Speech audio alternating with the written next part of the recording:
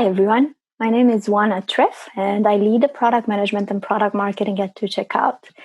Today, I'm excited to talk to you about monetization strategies and opportunities for software companies.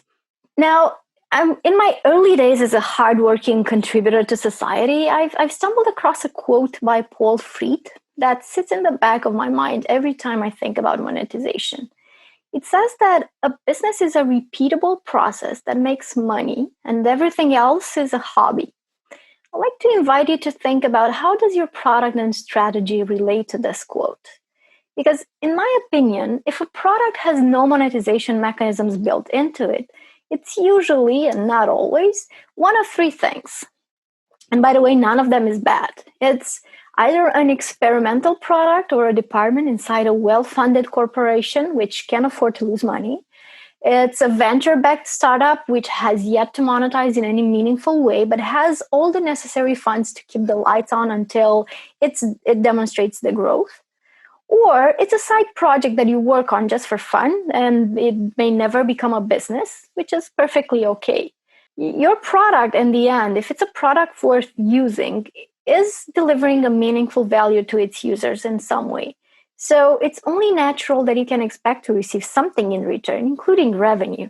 And this revenue may not always come from your users, but it is fair to suggest that in exchange for the value that you offer, you can expect to be able to derive some form of remuneration from somewhere. Monetization at the end of the day requires gathering insights and data into how your customers use your product over time. It requires breaking down all those tiny pieces of your offering, whether it's product features, your support, customer training, or the technology platforms that you use, just to find the ones that drive value and then reassembling them into their most compelling forms. It requires getting training and incentives to align the monetization objectives with all your departments inside the company. And over the years, I've consulted with multiple companies, and what I found was many of them like to take the path of least resistance in terms of growth. And while acquisition can play a huge part in growing your business, it isn't the only option. So if you're a startup and you know upfront that you're not going to be seeking to generate a meaningful revenue until you have reached X number of users, make this decision and set your investment and growth goals based upon it. Instead, maybe try and focus on figuring out what delights your customers, even if it might not seem scalable at first. So even if you don't have revenue generation baked into your product from day one, it's still worth pondering on what your revenue streams might be in the future. Now, if your business hasn't defined buyer personas yet, then you're probably losing out on some potential gains. You have to know who your customers are in detail. And if you don't, how do you know who you're driving to your pricing page? How do you know what to put on that pricing page to optimize the funnel? Even more importantly, how will you retain those customers once you do get them if you don't have enough knowledge about who they are at their core and where do they see value from? You can start to build your personas by doing a thorough research on your existing customers and segment the people that you're speaking with. Don't be afraid to ask questions and think about this as a way to help you position your product more effectively, because knowing how to differentiate what a startup will want versus an enterprise customer will also help you pack and sell your features at a different price point and models, and at the end help you sell more effectively. And I'll tell you a story. About 3 years ago, our company, Avangate, it was called at that time, bought another platform, and we were faced with an interesting challenge. We were looking at combining two platforms into one and bridging two sets of different customers of various verticals and industries, different sizes, and spread across the world. The combined solution, we were aiming to help our customers with it and grow our business and expand into new markets with them. So we had to clearly map out who our buyer personas were, what did they value most from the products that they were using now, and what was creating more noise and distraction than value.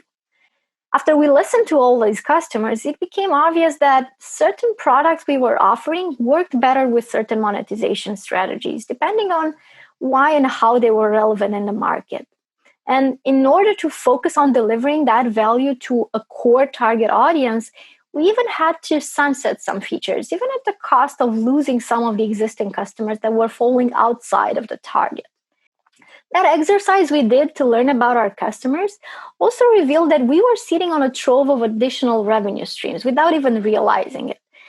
Aside from our core value that the product delivered, we had additional tools and technologies which have been built to support the infrastructure of our business, and they were actually needed by the customers as well.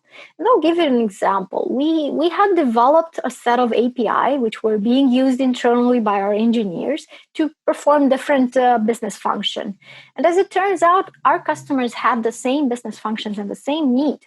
It's also important to think about your overall customer lifecycle and explore the strategies that fit each stage, from that initial acquisition point where you could be A/B testing your offering and your messaging, or you could be expanding into new regions and localizing your customer's experience, to onboarding and activating users and focusing on ways to engage the customers during trial and speed up the activation time. And of course, that last piece of the cycle, the renewals and the upgrades, which, if you're selling products on a subscription model, are very important to take into account. Bundling, on the other hand, is another interesting strategy to experiment with. You may find that your product suite includes standalone products, which by themselves don't amount to enough value to generate that significant revenue. But bundling and packaging these products together into a unique offering can help you generate new revenue streams. And there's often a line that's being drawn between products and services, and businesses typically choose between the two. Looking at what services your product might be able to offer to your existing or future user base is a creative way to generate monetization ideas, because many companies, software companies, are in the business of delivering services. They just didn't realize it yet, because these companies are missing out on the revenue they could generate by simply charging for what they already do. So, how do you choose a pricing model that's in tune with your monetization strategy? The first one I'll be talking about is the zero price model, the trials and the freemiums of the world. And while they don't generate revenue, I think both options can play a crucial role in a company's monetization efforts.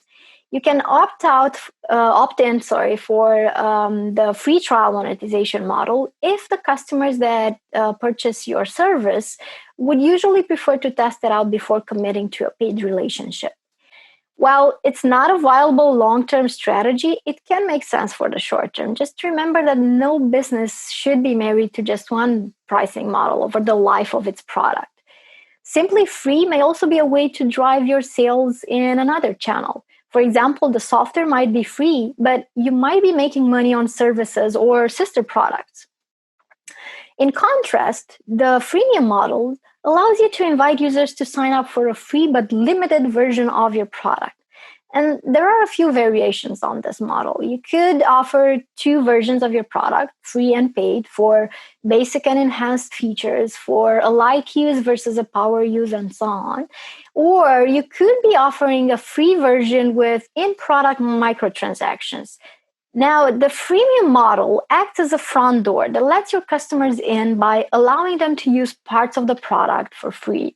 But it's also the ideal testing ground to experiment with new features, because this way you don't risk upsetting your paying customers. However, the downside with this model is that there's always a burden put on your internal resources, which might be used to service your free users more than your paid customers. Now, the second pricing model I want to talk about is the flat rate. With this model, there's no pricing options or features to choose for. It's basically based on that one-size-fits-all pricing strategy, and you can charge your customers the same amount regardless of how many users or what their usage is.